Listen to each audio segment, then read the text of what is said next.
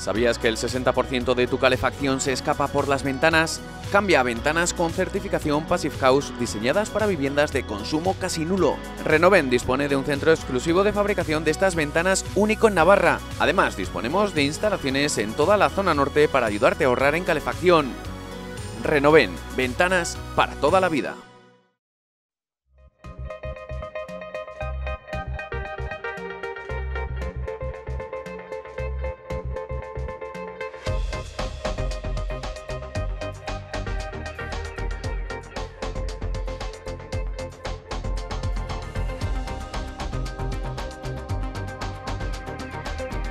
De acuerdo con la que era entonces su novia y después su mujer, invirtió el dinero de su piso en financiar un proyecto de innovación para la empresa en la que trabajaba entonces. Buscaba un buen señor al que servir y al no encontrarlo tuvo que crear su propio negocio. Se define como un trabajador que ejerce de empresario para saborear el placer de la creatividad.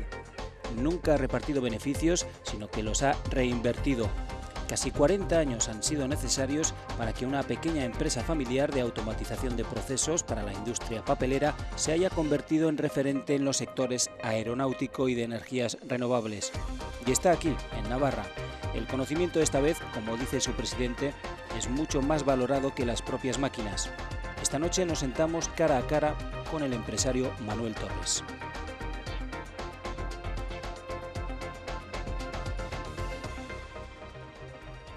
Don Manuel Torres, muy buenas noches. Buenas noches. ¿Vamos a salir de esta crisis? Sí, pero será en bastante tiempo y pasando situaciones mucho más duras que las actuales. La cosa tenderá a peor para luego remontar y probablemente la alternativa final sea la salida del euro. Esta mañana he tenido una visita de un profesor de una escuela de negocios hablando del euro. Decía, opino igual que tú, pero yo no lo puedo decir, porque soy profesor de una escuela de negocios y estaría muy mal visto o provocaría alarma. Si yo lo digo, como soy un experto, el que no me quiere creer no me cree, pero no hay otra alternativa. Pues, por ejemplo, dentro del euro, los alemanes, nuestros competidores, se financian con créditos al 2%, nosotros al 7%. Las leyes de la igualdad de la competencia están rotas. Luego Europa en esas condiciones no es viable. ¿Esta es la crisis más grave de todas las que usted ha conocido? Sí, la más compleja de todas las que yo he vivido, todas las crisis que ha habido en la transición. Esta es la peor, es la de más duración, porque está basada principalmente, primero, en que Europa está en una gran decadencia y que la crisis es más de valores que de otra cosa. Entonces, si la crisis está provocada por la pérdida de valores, hasta que no haya un rearme moral y ético, no saldremos de esta. Eso es fundamentalmente lo que nos ha llevado a esta crisis, porque muchos son los que dicen ahora, si es que esto ya lo veíamos venir, ¿no? Todo el mundo lo veía venir, todo el mundo hablaba de la burbuja, mientras no viene yo me aprovecho. Eso era evidente, es decir, siempre, desde que yo era niño, cuando leía algo de economía, se decía que el dinero era trabajo acumulado. Y eso es la economía real. Cuando el valor de un terreno sube su precio disparatadamente, eso no es economía real. Ese valor de ese terreno no es trabajo acumulado. Entonces, cuando la economía se ha disparatado en la economía especulativa y se abandonó la economía real, pues tenemos lo que tenemos. Es decir, en la economía es parecido como el colesterol, el bueno y el malo, que tienen que estar en equilibrio. Entonces, la economía especulativa es necesaria, pero cuando la sociedad se vuelca excesivamente hacia la economía especulativa y se olvida de la economía real, entonces tenemos lo que tenemos. Y luego, además, si sumamos todo esto, la crisis financiera, es decir, actualmente los recursos que nos llegan de fuera, que no es riqueza que generamos, lo que nos prestan, que tenemos que devolver, tiene que ir prioritariamente a sanear el sistema financiero. Si durante más tiempo no hay crédito a la economía real, las empresas se mueren. Esto puede ocurrir que cuando la banca esté saneada, no haya empresa a quien prestarle dinero, porque han desaparecido. Entonces, ¿qué van a hacer? Los bancos saneados tendrán que irse a hacer negocios a otros países, porque la economía española estará destrozada. Entonces, esto es un círculo vicioso, que si no hay dinero, los bancos tienen una crisis financiera, han prestado demasiado dinero a cualquiera, y ha habido mala gestión de unos recursos que no habíamos generado nosotros esa riqueza, sino que ha habido flujo de capital a nivel mundial, se nos ha dado excesivamente dinero y se ha despilfarrado, es decir, todo aquello que no se suda, que no sale del esfuerzo, del sacrificio, se malgasta, y eso es lo que tenemos, pérdida de valores y luego un despilfarro de recursos que no habíamos ganado, sino que nos habían prestado alegremente y no se ha hecho buen uso de esos recursos económicos. ¿Confía usted en la reforma del sistema financiero? ¿Vamos a ver realmente que el dinero llegue a las personas, que llegue a las pequeñas empresas, a las medianas empresas? Depende del tiempo. Si hay empresas que son viables, si le falta el flujo de capital, es como si una planta, una semilla que se ha puesto en tierra fértil, si no la riega, si no le echan nutrientes, esa planta se muere. Distinguiendo entre dos tipos de plantas, está la hierba mala y la hierba buena. Yo he nacido en la huerta y sabía distinguir entre las malas hierbas, que cuando hay sequía, cuando hay no sé qué, esa mala hierba nunca muere.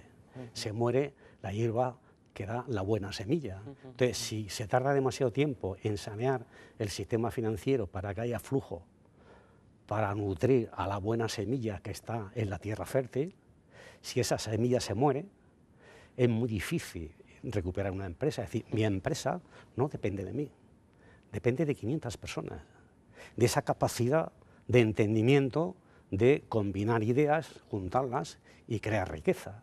Si mi empresa se destruye, pues costaría 40 años volverla a reshacer, y eso no es posible, yo no soy eterno. Luego, entonces, si mi empresa se destruye, no se recupera. Cuando un negocio especulativo que depende de una o dos personas, no hay equipo, no hay conocimiento, entonces esas personas netamente especuladoras sobreviven a la crisis y cuando viene el renacimiento de la economía vuelven a ser especulativos y vuelven a crear el daño a la sociedad. Luego, entonces, el problema está en cuánto tiempo se va a tardar en sanear el sistema financiero para que haga flujo de capital, porque cada día se mueren empresas de la economía real que va a ser muy difícil recuperarlas. De esas 500 personas a las que hoy da empleo, con 4 plantas en Europa y América, Navarra, Murcia, Alemania y Estados Unidos, Sí. de esas 500 personas, ¿encuentra en cada una de ellas la justificación de que esté ahí? ¿Están los trabajadores de hoy en día viendo cómo la crisis está pasando por delante de todos?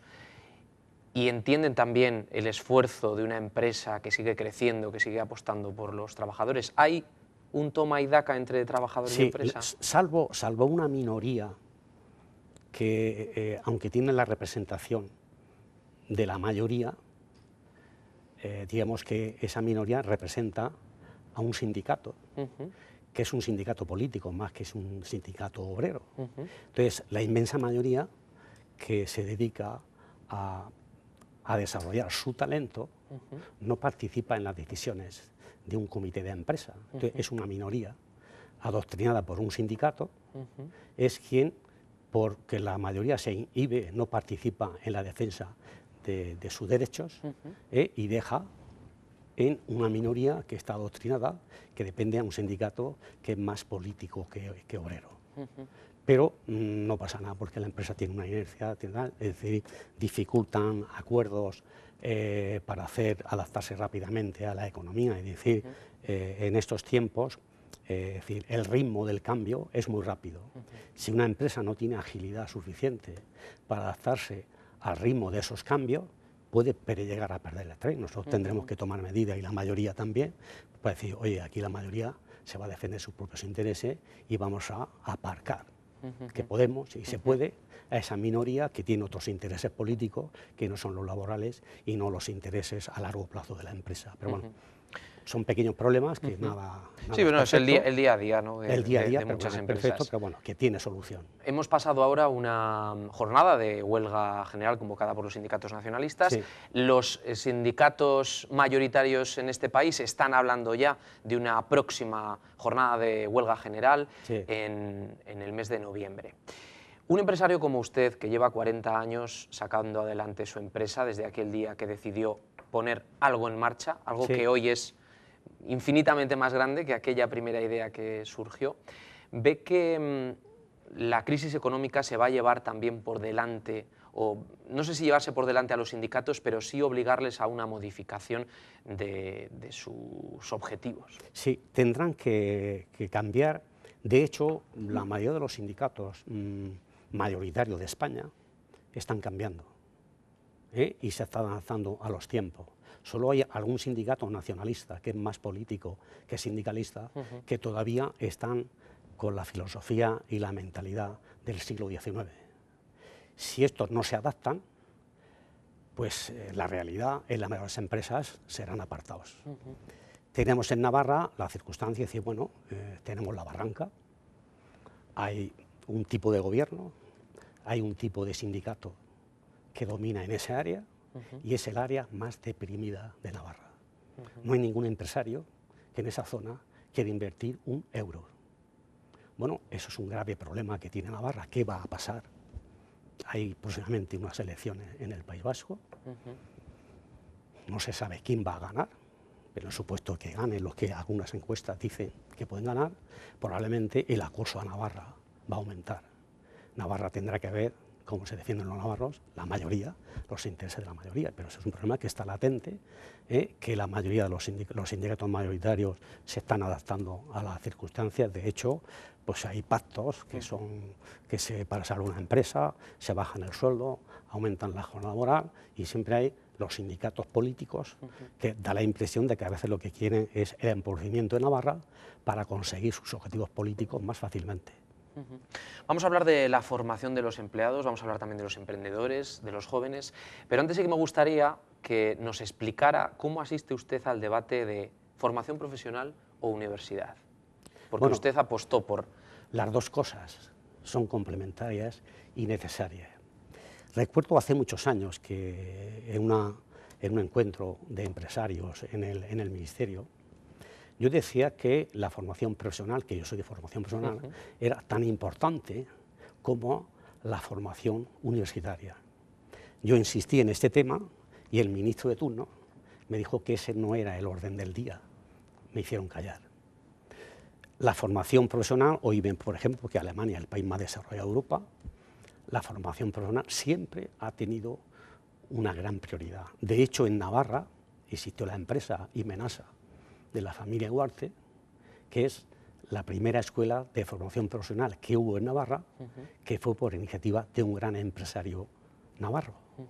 Bueno, eso influyó mucho en que Navarra, de ser un área agrícola, se iniciara en el sector industrial a muy corto plazo. Los salesianos han aportado muchísimo también a Navarra con la formación profesional, pero no solo los salesianos aportan una buena formación profesional, sino sobre todo aportan valores. En Navarra hay un conjunto de valores que es un gran potencial humano, y eso es lo que hay que proteger y potenciar en Navarra. La universidad es muy importante. Nosotros en nuestra empresa el 60-70% de los empleados son universitarios. Yo no lo soy, pero bueno, hay un equilibrio y hay personas de formación profesional que son muy valiosas, tienen cargo de responsabilidad. En mi empresa no hay lo que se llama titulitis, sino quién es quién. Si vale, sube, y si no vale, pues se queda donde su formación profesional y su voluntad y su capacidad de trabajo y sobre todo su capacidad creativa les sitúa en el nivel óptimo. Don Manuel, usted obtuvo recientemente el primer premio a la innovación, la creatividad y el emprendimiento. Yo cuando lo vi dije, si esto casi es un premio para jóvenes. Bueno, yo mentalmente estoy muy joven. ¿Cuál es la clave para emprender? Porque parece que tenemos en la cabeza la clave de que un emprendedor es una persona joven que pone en marcha un proyecto, pero claro, se puede ser emprendedor con unos cuantos años más también. Bien, es cuestión de vocación y de fe. Si yo he recibido una formación cristiana, donde me enseñaron el Génesis, crecer, multiplicado, dominar la tierra. Nosotros no hemos nacido para la vida contemplativa, para contemplar la naturaleza. Hemos nacido para transformarla y participar en la obra del Creador. Si uno desde niño tiene esos principios, y además yo tuve tal vez la suerte de que no tenía otras actitudes, tenía muy mala memoria, no me era capaz de aprender los reyes visigodos, y entonces, como yo notaba que no tenía esas actitudes que tenían mis compañeros de colegio, basándome en el Génesis, yo decía, el Creador nos da las mismas oportunidades a todas las personas. Si a mí no me dan actitudes para hacer una cosa, tendré que buscar yo mismo para qué tengo actitudes. Entonces, bueno, todos tenemos la capacidad de pensar, la capacidad de crear. En ese sentido, el Creador no abandona a nadie, nos da las mismas oportunidades. Si uno desde niño se da cuenta dónde están sus limitaciones y en qué cosas uno se puede potenciar y cumplir y participar en la obra divina, en la obra del Creador, esa es la clave. Y eso surge una vocación por la innovación. Y eso es lo que dice, bueno, si yo soy innovador por vocación y por fe, el dinero que ganas no lo inviertes en otras cosas, lo dejas para construir más a la obra del Creador. Esa es la clave, no hay otro secreto.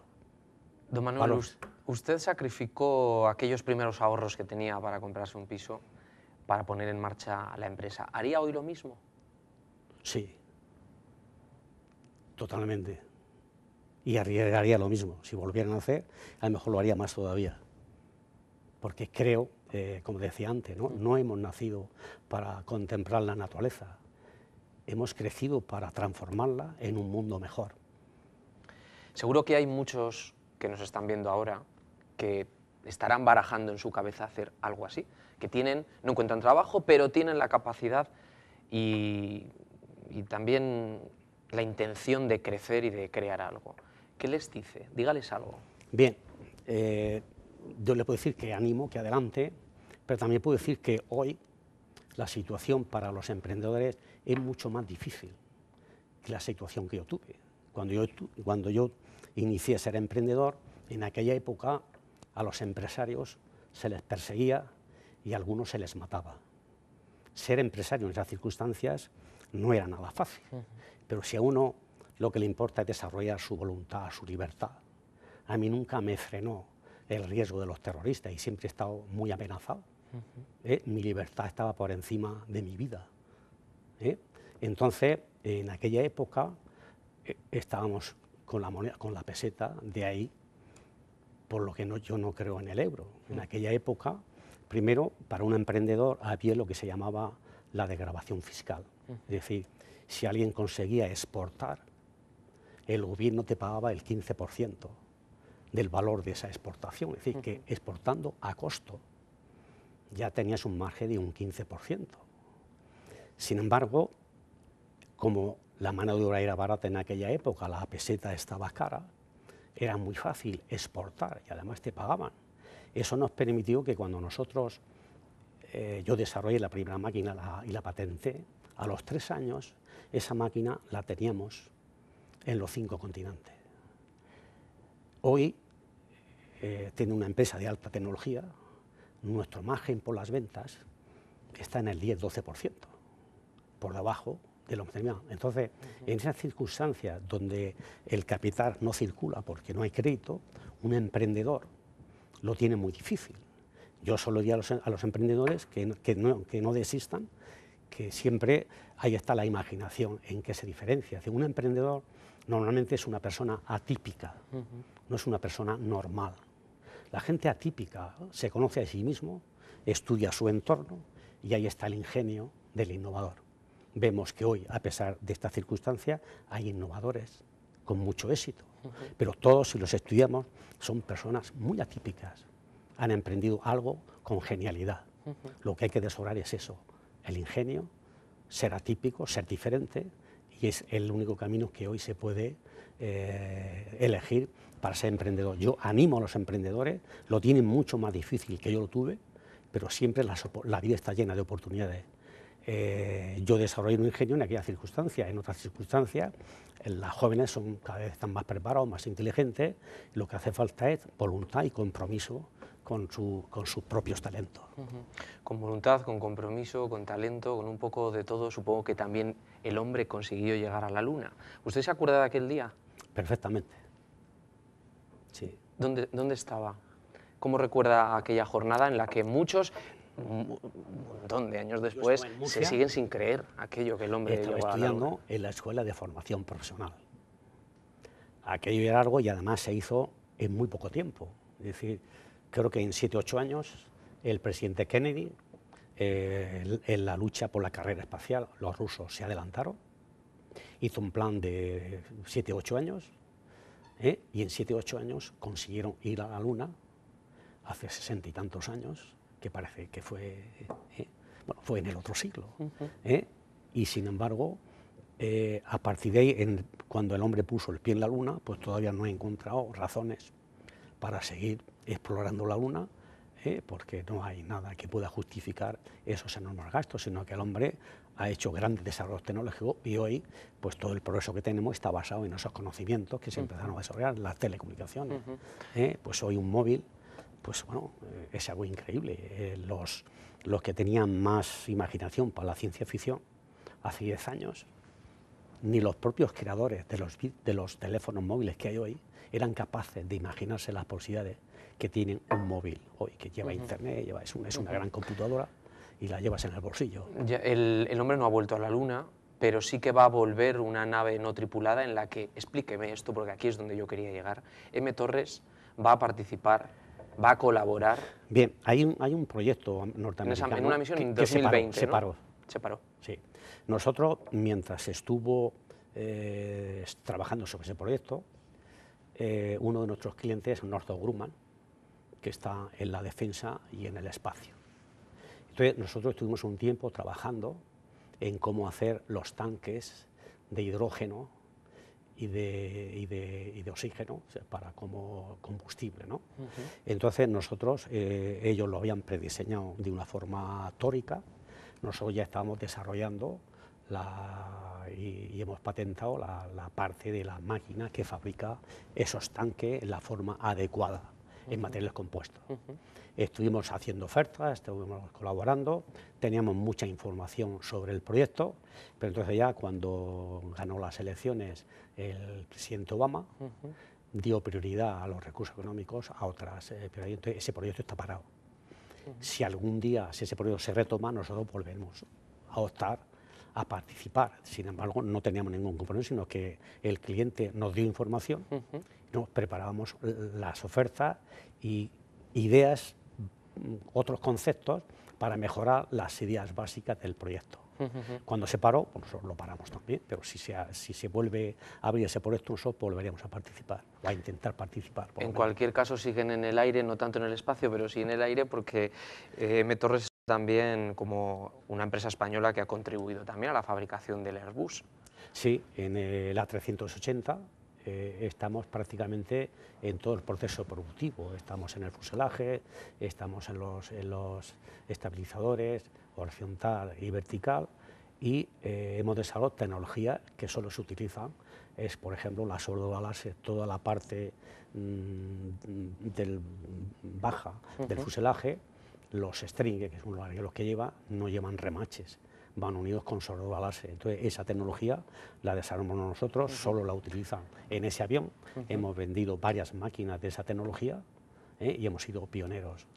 ¿Ha volado en alguno de esos aviones? Sí, sí. ¿Y cuando entra en ese avión y sabe lo que hay allá abajo? Sí, en el segundo o tercer vuelo de pruebas, Airbus invitó pues, a aquellos proveedores que habían participado en las partes más importantes. Entonces yo tuve el honor de ser invitado, no desde España, sino desde Alemania.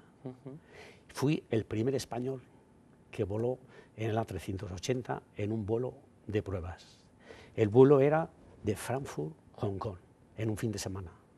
Yo salí el viernes por la mañana de Pamplona, el viernes por la tarde salimos de Frankfurt a Hong Kong, y el domingo por la noche yo estaba en Pamplona. O sea, había pasado el fin de semana en Hong Kong.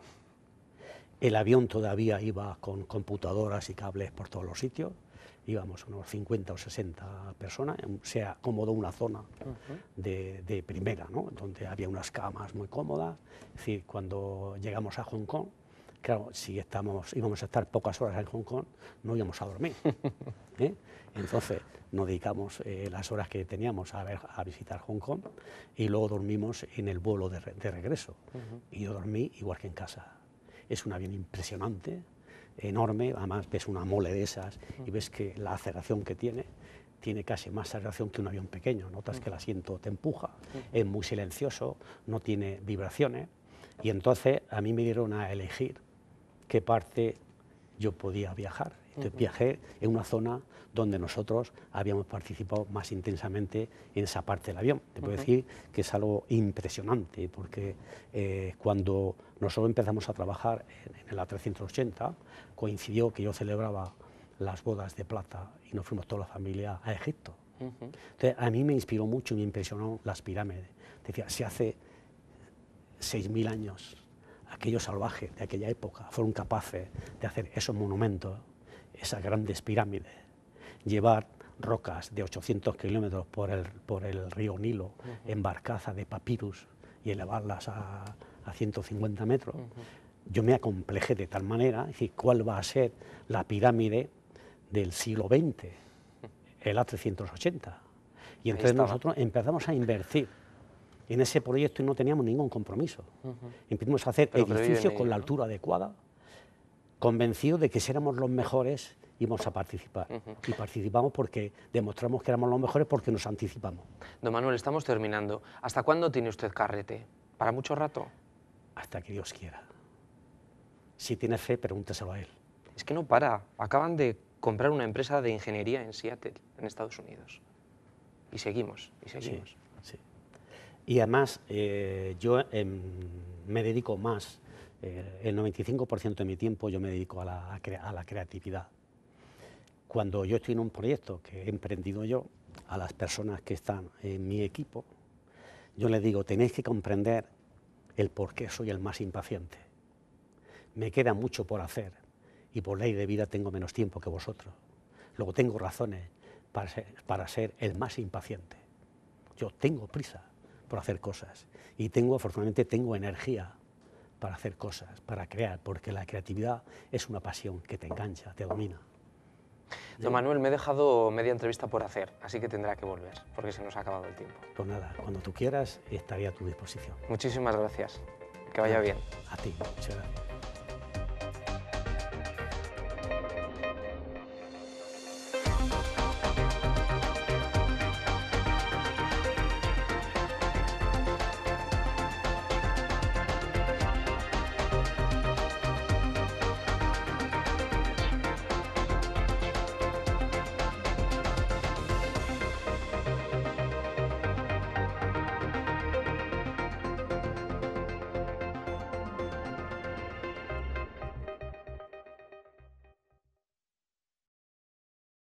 ¿Sabías que el 60% de tu calefacción se escapa por las ventanas?